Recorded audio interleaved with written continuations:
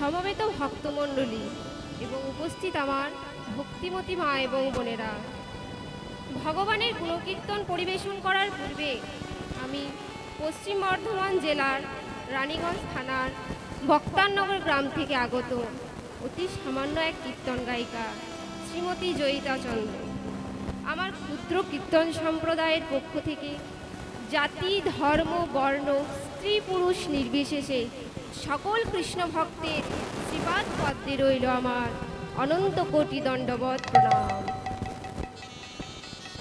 মানুষে সম্মান দিলে সে সম্মান ঈশ্বরে মেলে, একথা সর্বশাস্ত্রে গায়। কবি চণ্ডীদাস যিনি আমাদের শিখিয়েছেন, তিনি সবার উপরে মানুষ সত্য, তাহার উপরে নয়। আকাশের শোভা চাঁদ, আকাশের শোভা চাঁদ, চাঁদের শোভা তারা, আর এই বৃন্দাবনী কৃষ্ণ শোভা, নদিয়ার শোভা গোড়া। ফুলের শোভা সুগন্ধ, ফুলের শোভা সুগন্ধ, সুগন্ধের শোভা অলি, আর এই মহৎ হরিবাসরের শোভা হলো আপনাদের মতন উপস্থিত ভক্তমণ্ডলী। আমার শ্রী গুরুদেব শ্রী সব্যসাচী চ্যাটার্জি মহাশয়ের আশীর্বাদ মাথায় নিয়ে আপনাদের মতন কৃষ্ণ ভক্তের চরণধূলি শিরোধার্য করে আমি কিছুক্ষণের জন্য হরিকথা, কৃষ্ণ কথা পরিবেশন করার চেষ্টা করব। সবাই মিলে প্রেমানন্দে নিতাই গৌর হরিবোল হরিবোল হরিবোল হরিবোল। যিনি নিয়ম অনুসারে যিনি সংকীর্তনের পিতা, তাকে এই মহৎ হরিবাসরে আহ্বান জানিয়ে আমি লীলাটি শুরু করছি। গৌর এলো রে সোনার নদিয়ায়, উলুধ্বনি শঙ্খধ্বনি শব্দ শোনা যায় আমাদের গৌর এলো রে, আমাদের গৌর এলো রে সোনার নদিয়ায়, হলো ধ্বনি হরি ধ্বনি শব্দ শোনা যায় আমাদের গৌর এলো রে। গৌর এলো রে সোনার নদিয়ায়, উলুধ্বনি শঙ্খধ্বনি শব্দ শোনা যায় আমাদের গৌর এলো রে, আমাদের গৌর এলো রে সোনার নদিয়ায়, হলো ধ্বনি শঙ্খ ধ্বনি শব্দ শোনা যায় আমাদের গৌর এলো রে। কে কে তোরা নাম নিবি রে ছুটে ছুটে আয়, কে কে তোরা নাম নিবি রে ছুটে ছুটে আয়, কে কে তোরা নাম নিবি রে ছুটে ছুটে আয়, কে কে তোরা নাম নিবি রে ছুটে ছুটে আয়। গৌর এলো রে সোনার নদিয়ায়, উলুধ্বনি শঙ্খধ্বনি শব্দ শোনা যায় আমাদের গৌর এলো রে, আমাদের গৌর এলো রে সোনার নদিয়ায়, হলো ধ্বনি শঙ্খ ধ্বনি শব্দ শোনা যায় আমাদের গৌর এলো রে। হরি নামে কৃষ্ণ নামে জগৎ মাতায়, হরি নামে কৃষ্ণ নামে জগৎ মাতায়, হরি নামে কৃষ্ণ নামে জগৎ মাতায়, হরি নামে কৃষ্ণ নামে জগৎ মাতায়। গৌর এলো রে সোনার নদিয়ায়, উলুধ্বনি শঙ্খধ্বনি শব্দ শোনা যায় আমাদের গৌর এলো রে, আমাদের গৌর এলো রে সোনার নদিয়ায়, হলো ধ্বনি হরি ধ্বনি শব্দ শোনা যায় আমাদের গৌর এলো রে। গৌর এলো রে সোনার নদিয়ায়, উলুধ্বনি শঙ্খধ্বনি শব্দ শোনা যায় আমাদের গৌর এলো রে, আমাদের গৌর এলো রে সোনার নদিয়ায়, হলো ধ্বনি শঙ্খ ধ্বনি শব্দ শোনা যায় আমাদের গৌর এলো রে।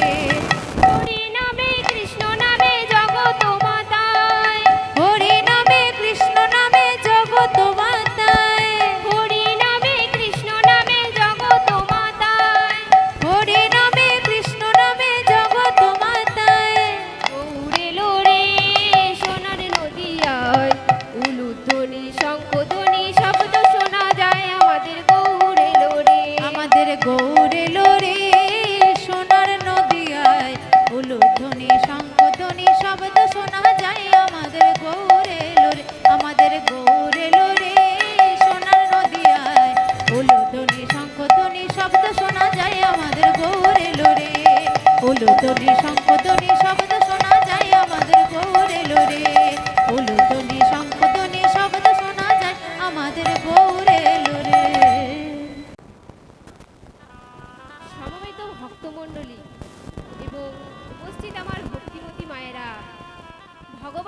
শ্রীকৃষ্ণ ধরাধামে 125 বছরের লীলা করেছেন। তার মধ্যে তিনি 11 বছর লীলা করেছেন বৃন্দাবনে, 11 বছর লীলা করেছেন মথুরায় এবং 103 বছরে লীলা করেছেন দ্বারকায়। আজ ভগবান শ্রীকৃষ্ণ দ্বারকার মহারাজা হয়ে রুক্মিণী ও সত্যভামার মাঝে মহারাজা হয়ে বসে আছেন। কেমন হবে গো? পুরী দ্বারকাতে রুক্মিণীর সনে সুখেতে আছেন সেন। ওই পুরী দ্বারকাতে রুক্মিণীর সনে সুখেতে আছেন সেন। পুরী দ্বারকাতে সত্যভামার সনে সুখেতে আছেন সেন। ওই পুরী দ্বারকাতে সত্যভামা সনে সুখেতে আছেন সেন। মাধুর্য ভুলে ঐশ্বর্য নিয়ে, মাধুর্য ভুলে ঐশ্বর্য নিয়ে, মাধুর্য ভুলে ঐশ্বর্য নিয়ে, মাধুর্য ভুলে ঐশ্বর্য নিয়ে সুখেতে আছেন সেন। সুখেতে আছেন সেন। ওই না মাধুর্য ভুলে ঐশ্বর্য নিয়ে সুখেতে আছেন সেন। সুখেতে আছেন সেন। দ্বারকায় কৃষ্ণ রাজা হয়েছেন, দ্বারকায় কৃষ্ণ রাজা হয়েছেন। দ্বারকায় কৃষ্ণ রাজা হয়েছেন। দ্বারকায় কৃষ্ণ রাজা হয়েছেন। বৃন্দাবনকে ভুলে গেছেন, দ্বারকায় কৃষ্ণ রাজা হয়েছেন। বৃন্দাবনকে ভুলে গেছেন। দ্বারকায় কৃষ্ণ রাজা হয়েছেন। এদিকে পদকর্তা মহাজন কলম দিলেন, বৃন্দাবনে নাই কৃষ্ণ, মথুরাতে নাই। বৃন্দাবনে নাই কৃষ্ণ, মথুরাতে নাই। বৃন্দাবনে নাই কৃষ্ণ, মথুরাতে নাই। বৃন্দাবনে নাই কৃষ্ণ, মথুরাতে নাই। মথুরাতে নাই রে কৃষ্ণ, মায়ের কোলেও নাই। মথুরাতে নাই রে কৃষ্ণ, মায়ের কোলেও নাই। মথুরাতে নাই রে কৃষ্ণ, মায়ের কোলেও নাই। মথুরাতে নাই রে কৃষ্ণ, মায়ের কোলেও নাই। দ্বারকায় আছে গো, দ্বারকায় আছে গো, দ্বারকায় আছে গো, দ্বারকায় আছে গো, মহারাজা হয়ে কৃষ্ণ, দ্বারকায় আছে গো। মহারাজা হয়ে কৃষ্ণ দ্বারকায় আছে গো। মহারাজা হয়ে কৃষ্ণ, দ্বারকায় আছে গো। মহারাজা হয়ে কৃষ্ণ দ্বারকায় আছে গো।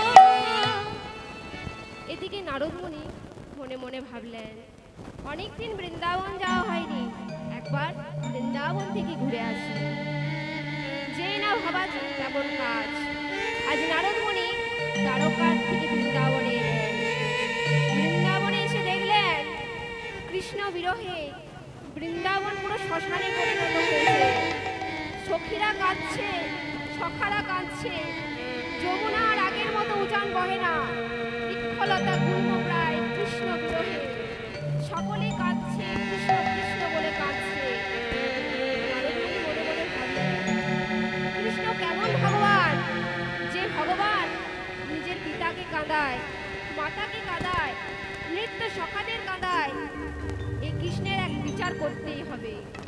তাই নারদমুনি মনে মনে স্থির করলেন দ্বারকায় যাবেন।